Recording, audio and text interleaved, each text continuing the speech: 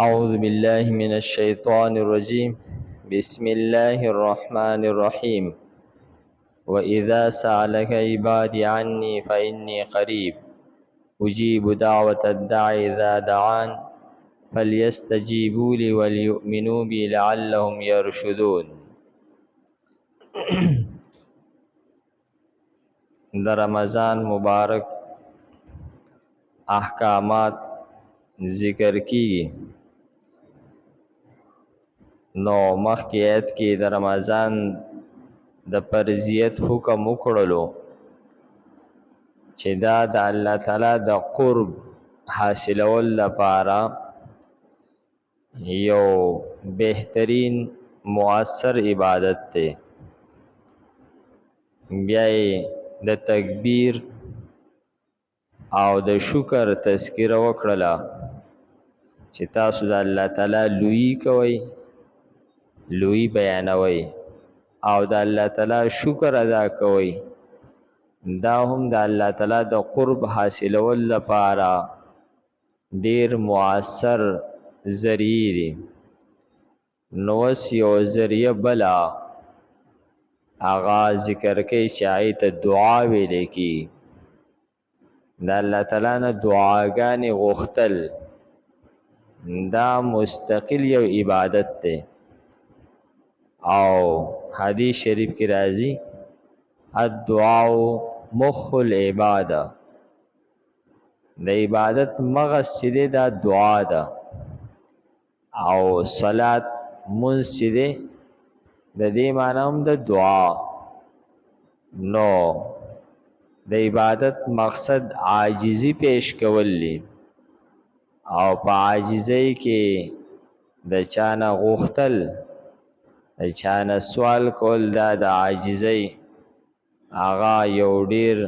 اهم محل دی. نو دا دعا غوښتل شي دا هم د الله تعالی د قرب حاصلولو یو ذریعه ده. نو دلته کې هم په دغه مناسبت سره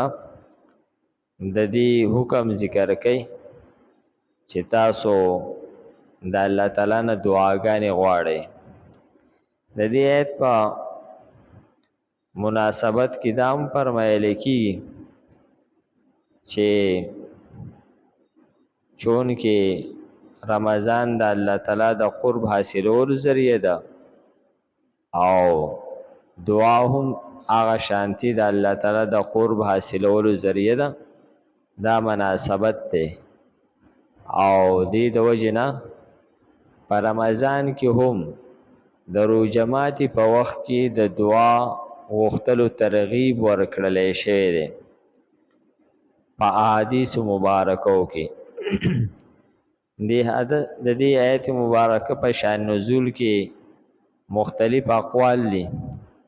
چې پای کې مشهور قول دا دی چې یو بانډیسی هغه د نبی علیه السلام نه تپوس وکړلو چې زمونږ عرب چې دی دا نږدې دی چې مونږ ورته پټ آواز وکړو او که لرې دی چې مونږ ورته چغه ووهو. نو د هغې په جواب کې دا آیتونه نازل شول. یو قول دی کې دام دی چې یهودیانو د مسلمانانو په ذهن کې د شکوک شبهات اچولو دپاره وي چې تاسو څنګه دعاګانې غواړئ، الله تعالی خو ډیر زیات لرې دی، نو ستاسو دا دعاګانې خو هغه نه اوري. نو فرمایي چې یو د شان نزول وجه دا هم ذکر شوې ده. نو فرمایي وإذا او هر کله سألکا چې تپوس کوي ستانه عبادی بندگان زما عنی زما په باره کې فإني قریب نو یقینا زه نږدې یمه. دوی تپوس کوي چې الله تعالی لرې دی او که نږدې دی، مونږ ورته پټ آواز وکړو او که چغه ووهو نو ته دوی ته ووایه چې الله تعالی چې دی هغه نږدې دی. اجیبو قبلوم دعوت الداعی دعا د دعا کون کی کم کس چې کما دعا غواړي زه هغه قبلوم. اذا دعانی کله چې دې زمانه دعا غواړي. نو حدیث شریف کې راځي چې دعا قبلېدل چې دي د دې درې صورتونه دي. یو صورت خدا دی چې یو کس کم شی غواړي هغه شی الله تعالی هغه لور کی، یا زر یا پس هغه شی هغه ته میلاو شي. دا زر چې میلاویږي نو اله میلاویږي چې پای د هغه شي په زر میلاویدلو کې د هغه سړي خیري، او کله چې هغه شی هغه ته په زر میلاویدلو کې خیر نه نو هغه ته لږ وروسته میلاو شي. او فرمایي چې دویمه طریقه د دعا د قبلېدلو دا ده چې دی یو دعا غواړي حالان کې د باندې یو مصیبت را رواني، نو الله تعالی د دغه دعا په بدل کې د دنه هغه مصیبت دفع کړي. دام د دغه دعا قبلېدل دی ځکه چې د هغه دی چې شی غواړي د هغې نه زیات اهم د هغه مصیبت لرې کېدلي. دغه څه چې دی غواړي د هغې نه دغه مصیبت په ده راتلل زیات نقصان ده وي. او دریم صورت دا ذکر کړی دی چې بعضې وخت کې یو مومن دعا غواړي د هغې د قبلېدو هېڅ آثار دی وینني، نو فرمایي چې د قیامت په ورځ باندې به الله تعالی دې بنده ته ووایي چې تا زمانه دعا غوښتې وه او ما تا ته ویلو چې زمانه دعا غواړه، تا دعا وغوښتله او ستا هغه دعا په ظاهر باندې تا د هغې څه اثر ونه لیدلو، نو نن زه تاله د هغې بدله په آخرت کې درکوم. فرمایي چې دله د هغه دعا کومه بدله په آخرت کې ورکړلی شي هغه به دومره سیوایي چې دی به ارمان وکړي چې کاش په دنیا کې زما یو دعا هم نه وي قبوله شوې او د هغه ټولو بدله ما ته نن په آخرت کې میلاو شوی وي. نو فرمایي چې زه خو دعا قبلومه کله چې زما بندگان زما نه دعا غواړي، لیکن ظاهره خبره ده چې کله هغه د چا سره څوک څه تعلق ساتي او د هغه نه څه مطالبې کوي نو د هغې بیا څه آداب هم وي، د هر تعلق څه آداب وي. نو د الله تعالی د تعلق د هغې هم څه آداب شته دی، نو هغه آداب ذکر کوي. فلیستجیبوا لی، نو فرمان برداری دی کوي دوی زما نه دعا غواړي نو دوی دی بیا زما فرمان برداری هم کوي، ځکه چې دا ظاهره خبره ده که زمونږ یو خپل بچی زمونږ نه څه مطالبه کوي نو که هغه بچی زمونږ خبره مني او فرمان برداری کوي نو مونږ د هغه مطالبه ډېر په مینه قبلو، او که چېرې هغه زمونږ خبره نه مني او نافرمانی کوي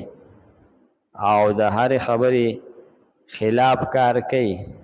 نو د هغه مطالبه قبلول بیا مونږ ته قدر ګراني. نو فرمایي چې دوی دې همو زما فرمان برداری کوي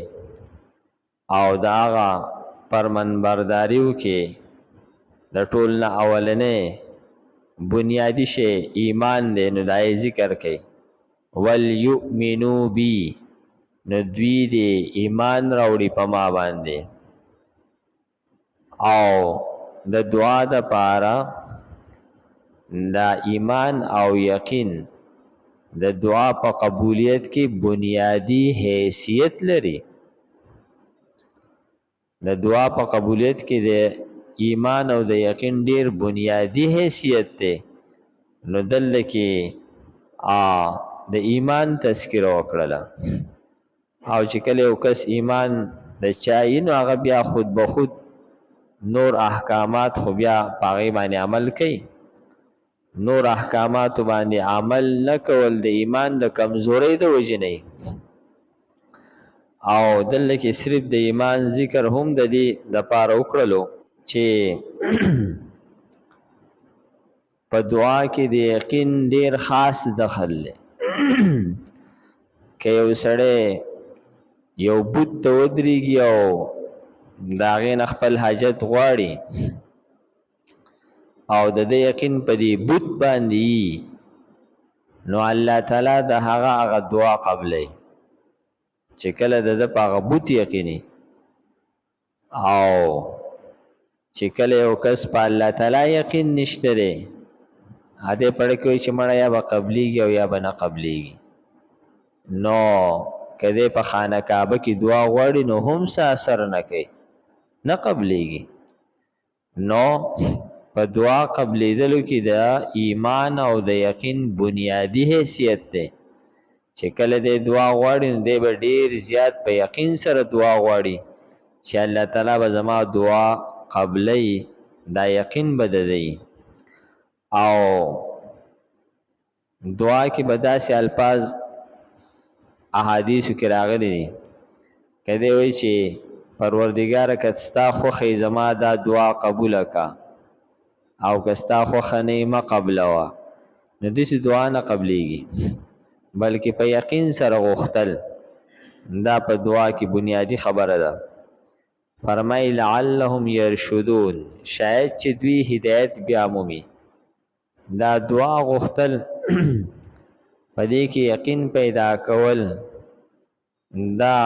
که یو سړی په دې کې خپله زندگی تیره کړي نو دی په دې سره هم هدایت موندلی شي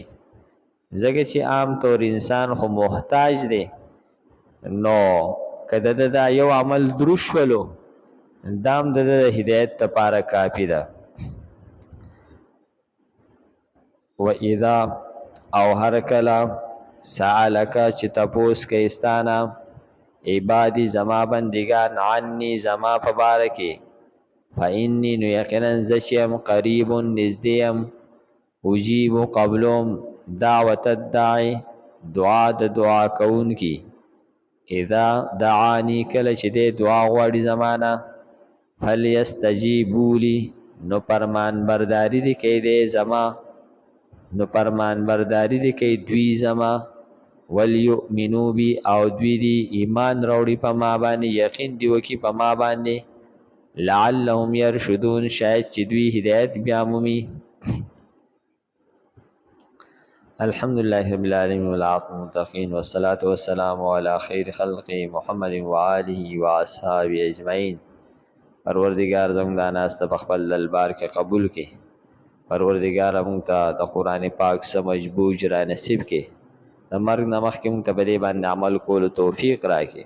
وصلی الله تعالی علی خیر خلق محمد وآله واصحابه اجمعین برحمتک یا ارحم الراحمین